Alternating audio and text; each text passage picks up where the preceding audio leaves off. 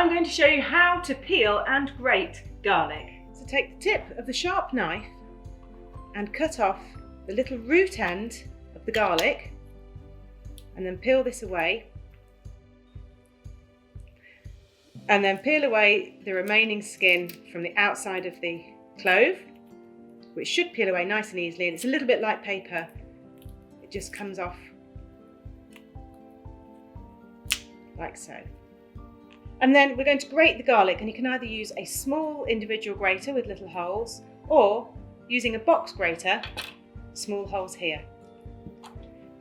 So push the peeled bits aside, taking your garlic, and then just hold it with the tip of your finger and thumb, grate downwards on your little garlic crusher.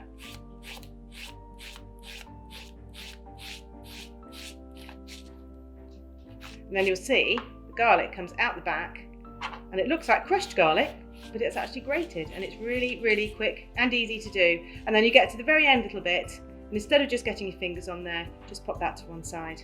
And then you can use a teaspoon or your fingers and just scrape that garlic off.